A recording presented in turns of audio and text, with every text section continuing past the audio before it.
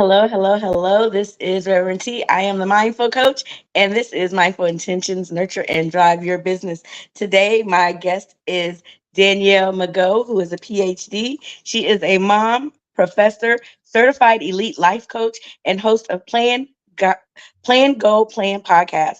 Danielle is passionate about helping high achieving mamas be as ambitious about their personal life as they have been about their work life. We all know about that, right? For the past 20 years, Danielle has been ambitiously cultivating a career in higher education, teaching courses, and publishing research on public speaking, storytelling, and identity, problem solving, and community building. She knows her stuff, you guys.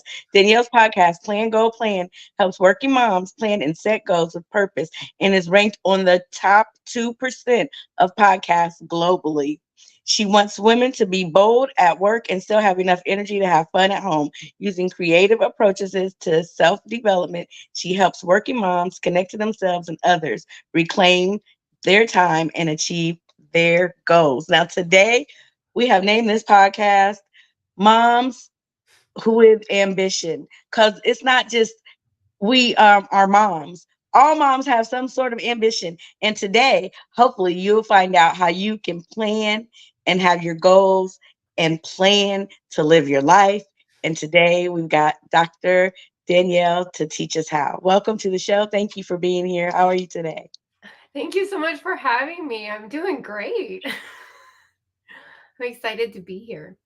Good. Well, we are excited to have you here. As always, we are grateful to God to be able to be on this show and for our guests that He sends to us. So, whatever it is that is on your heart today to share with our audience, we are so excited to hear. So, just tell us a little bit more about who you are, what you do, and why you do it. Absolutely. So first I want to just say I love the title that you came up with for this episode, that all moms have ambitions. Because I do think that we can get in the the role of life, right? Like the busyness of it all, and we're taking care of so many people, and that's such a gift, and it's an honor to to care for others. And but in doing that, sometimes we lose track of our own yearnings, our own callings and desires. And so, one thing that I'm really passionate about is helping working moms in particular reconnect with these deep yearnings that we have and these gifts that we've been given by God, and to really find ways to start cultivating those and recognizing that in cultivating those ambitions that we can actually show up even more fully as ourselves in ways that also nurture those around us, like our children. Absolutely. I'm so glad that you're bringing that today because I often talk to so many women, moms also in particular, that don't have the time or feel like it's not for them or this isn't their path and they have to do this. Can you explain to them that we, like the title says, we all have ambitions and that even though we might not know where to start, there is a place for them in our lives? Absolutely. So I hold these vision goal setting workshops, and in them, one thing that I'll often ask people to do is to go, what's something that you want to be world class at? Right? What's something that you want to be world class at? Like imagine showing up and saying, I am a world class thought leader in the area of personal transformation. Right? Ooh, that feels like to say, right?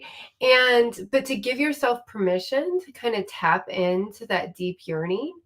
And, you might want to be a world class mom who is able to be world class levels of present for your kids. You might want to be world class at creating lots of fun with your family. You might want to be world class at decluttering your pantry. You might want to be world class um, leader in your position at work. You might want to be, there's a lot of different yearnings that we might have, and that those are all valuable and they all matter. And I think that finding ways to start listening to ourselves and to Yeah. paying attention, because I can't tell you how many women that I work with, and I'll say, well, what brings you joy? And they don't know, or they'll start like writing it down and they'll be like, oh, I'm listing things that brought me joy when I was in my 20s. But actually, like, I like baking now, not playing volleyball, right? And I think that really learning to honor that you do have things that bring you joy and that it is actually good for your family. It's good for people around you when you create the space and time to do those things that bring you joy. And then that you are able to show up more fully and more joyfully in other places. Oh, that's so good. I was sitting here as you said that thinking about how often it's like we push down our feelings and joy and ambitions because we feel like if we do that, it's selfish. But truthfully, what I usually tell people in self-care is not selfish. It's selfish if you don't do those things because now you're burning yourself out. You're not making enough space for the things that need to be in your life because you've clouded them with so many other things that you've busied yourself up with that you don't have time to breathe and to relax and to enjoy life and the things that actually bring you joy. And so that's so important, no matter what that is. Because I know some mothers, even at times, your kids, they're the biggest joy of your life, right? But when Yes. you in a state of overwhelm, that can even be something that no longer brings you joy when you are caught up in the monotony of this is a routine of who you are and a hat that you wear, right? Yeah, well, and I think that if you hit that burnout stage, I can remember there was a moment where, I love going to the park with my kids. Like, I love it. I love swinging with them. Like, let's go down the slides. Let's, like, let's play. And I think that, there was a period of time where I was just so tired, exhausted. I think it was after my second, my pelvis kept slipping out of place. I was, our bodies were, doing all the things that mom bodies do. And just the idea of doing even things that I love doing felt like slog, right? Mhm. It felt like I got to push through this. And I didn't want to push through a play date at the park with my kids. Like, I don't want to push through Mhm. taking my kids to the pool or getting to cheer them on in one of their activities. Like, I want to be there and I want to delight in it. Mhm. And so I think you're spot on when we recognize that self-care isn't selfish, and Yeah. that even if our kids are our biggest joy, right, that there still probably needs to be some alone time. Absolutely. You know, I I mean, I just it's so many things that are coming up and just thinking about even though you are there doesn't mean you are present, right? You're pushing through. And That is so good that you say that because I know that there are so many moms that feel guilty because they are there and mhm, people see them there and they know that they're there, but in reality, they're not really there. yeah, yeah. I really love Laura Vanderkam has a series of books. One of my favorite is Off the Clock, but I think her more popular ones are around women and how they spend their time. And I remember her like telling a story about a woman who felt so guilty because her job required her to do a lot of networking around the dinner hour, and she was like, all this research shows that you need to have family dinners together, and if you don't have family dinners together, like, you're setting up your kids for failure, and put so much pressure on herself. And Laura Vanderkam, she was really looking at their time audits, would have people record how they were spending their time. And she looked at it and she said, hey, look at what are you doing every morning? And she's like, oh, yeah, we always have breakfast together because I'm in the office later. I don't have to leave till a little bit later. And so we always have these big breakfasts together. And she's like, that's a meal together. You're present for them then. And like, what if you recognize that the breakfast can serve the same function that Mhm. dinner could, and that it's okay that you do it in a different place and give yourself some grace there. And I think that I love that story because I think that we have in our heads sometimes that being a good parent needs to look a really particular way. Mm. And so sometimes we are showing up when we aren't able to be really present, when like maybe the answer is to step away for a moment so that the next time you show up, you're really showing up. Yeah. Yeah. I did a podcast one time and I was talking to someone and we were talking about showing up and being present. And I'm like, sometimes it might benefit you to just stay in the bed that day and to not show up. It might be more beneficial to not show up because you're not there anyways, right? You're not actually Yeah. given 100%. And then you feel more burnout, you feel more defeated, you feel more guilt and more shame for not showing up and being present, even though you're there, right?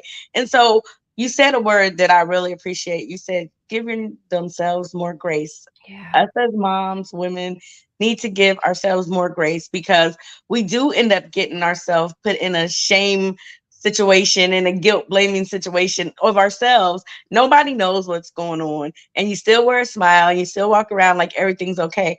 But today, how do you help those people get to that place where they know they move from feeling that a shame feeling to feeling that joy and really being able to embrace it? Oh, I love that question. So I would say one that when we're in a shame space, we're oftentimes in a fixed mindset.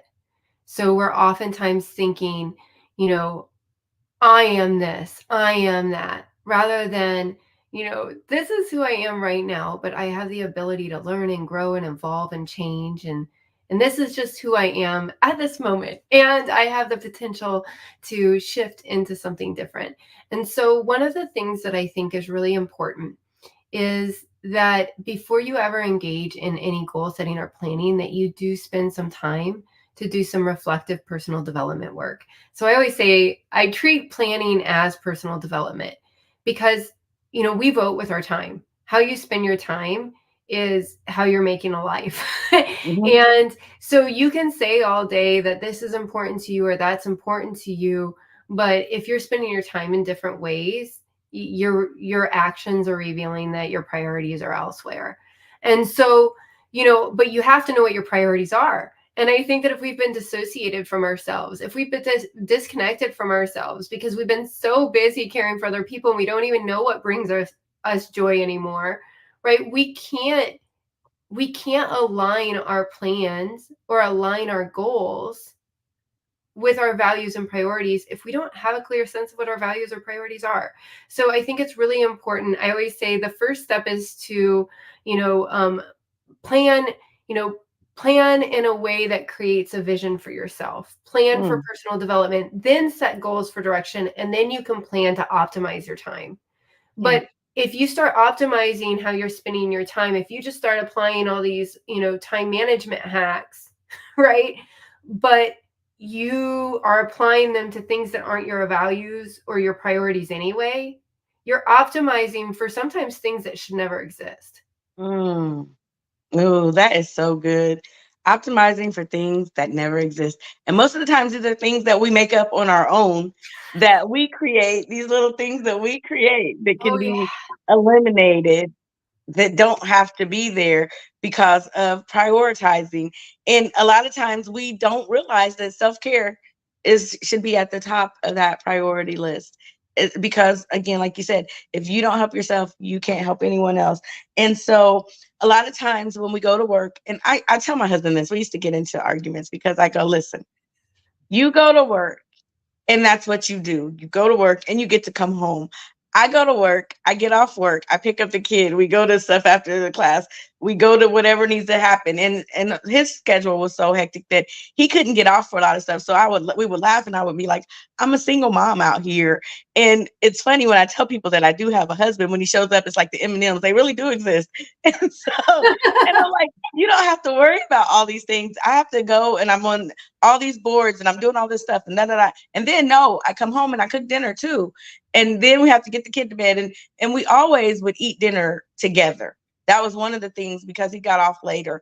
And Yeah. my mom, she never could understand that. But I had to tell her, this is what we have to do to make sure that we can have this meal together and sit down together as a family. That was the Mhm. time when I was able to actually finally sit down, but my job still wasn't done yet.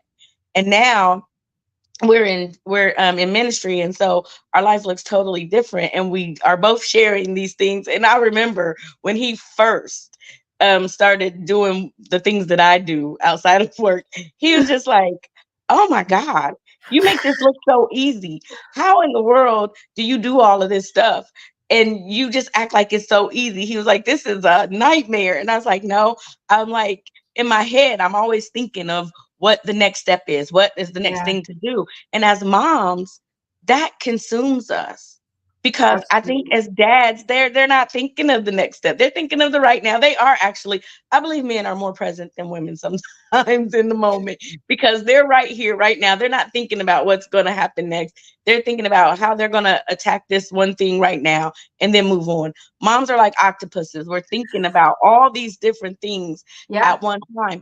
And how do we nurture ourselves to get out of our own way in and being okay with saying, you know what, I can't, I'm not an octopus. I can't juggle Mhm. all these things at one time. Even though I can, doesn't mean I have to. Maybe I Absolutely. should put it that way. Absolutely, and I think that there's so many ways that, we've been socialized to learn how to do these things, right? The mental load of motherhood to, like I'm always like, I know exactly how much toilet paper is in our house. I know exactly how many snacks my kids have left. Like I can tell you all of those things because I'm holding it somewhere in a way that, my partner hasn't been expected to. And so I do think that learning how to ask for help in a way that is supported and received by other members of our families is so important. Like, how do we ask in a way that isn't like, hey, jerk face, like, I need you to do the dishes, I mean, I have my moments, but like, is there a way that we can sort of start to teach them to also see and pay attention to all the things that we have been taught to see and pay attention to? And then, one of the things that I really love about planning is that if I know that I have a system in place that I have it written down, I don't have to hold it all in my head all of the time. I Mhm. don't have to, in some ways, I can be present because I know when it's time to look and think ahead that I've already crafted out a time and a ritual where I sit down and I put everything in my planner and I have everything organized. So, this is what I can be present on now, and to trust that some of those other things that are bubbling up, I have dedicated time to be present for those things too. And so I find that really, really helpful. But, even if we're really wonderful at planning, I think that it's so important that we invite the rest of our family to say, hey, look at, we all live in this home. We're all responsible for this home. Mm. Like, let's share in the care work of the home. Yeah. It's teamwork. My Yeah. husband says that in his sermons. Teamwork makes the dream work. So the reason why I do this podcast and have this platform is because there are so many people out there. Today we're talking about moms, but in general, there's so many people out there that feel like they need permission to Absolutely. live life.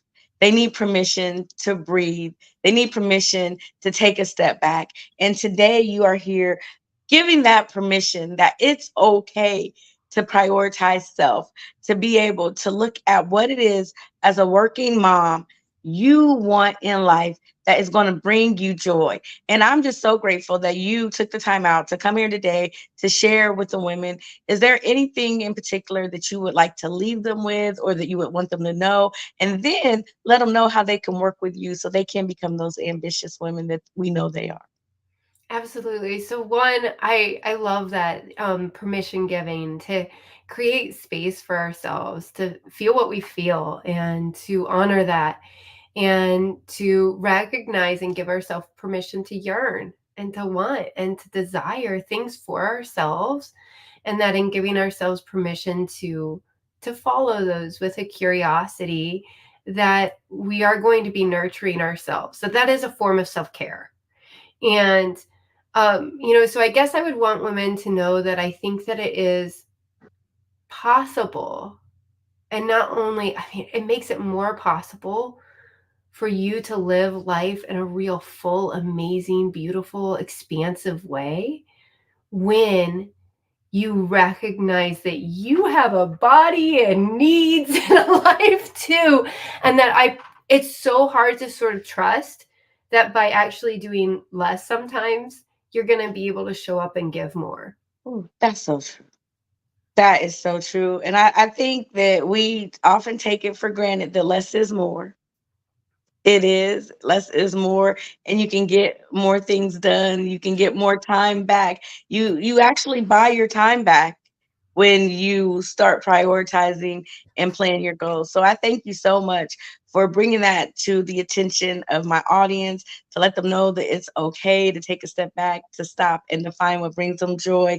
Dr. McGeough, how do they work with you? How do people get in touch with you to find out more about becoming ambitious women? Absolutely. So the first thing is you can jump over if you like listening to podcasts, if you like this, add it to your list, plan, goal, plan. The podcast plan, goal, plan. You can find me there. I also have a wonderful free resource, which if you go to boldbalancedwomen.com, or you can text. I will make sure that you have this information, but if you go to Bold Balanced Women, you can find a free audio course where in 15 minutes a day, you're going to start deleting some things from your life so that at the end of a week, you can save 1 to 5 hours so that you can Wow. reallocate that time to care for yourself. And I promise by caring for yourself, you're going to be able to show up for others in ways that you never imagined. Amen. Well, thank you very much. Tell us again what the name of your podcast is and where they can find it. Plan, Goal, Plan. You can find it anywhere that you listen to podcasts. My favorites are Apple and Spotify, but you do you.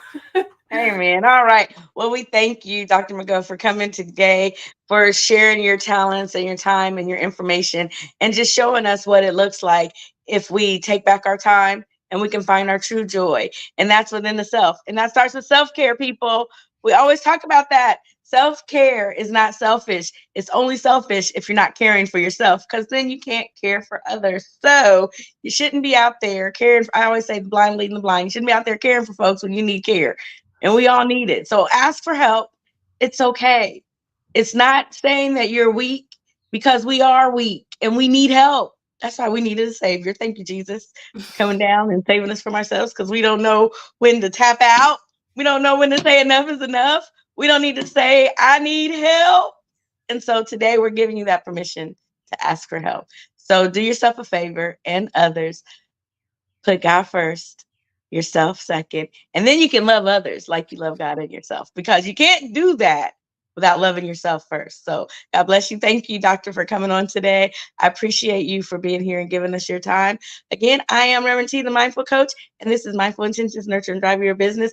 And hopefully you're being mindful, intentional, so you can nurture and drive your business, which is your body, which is your temple. Have a good day. God bless you. And remember, as always, you were created with a purpose. Now go be great.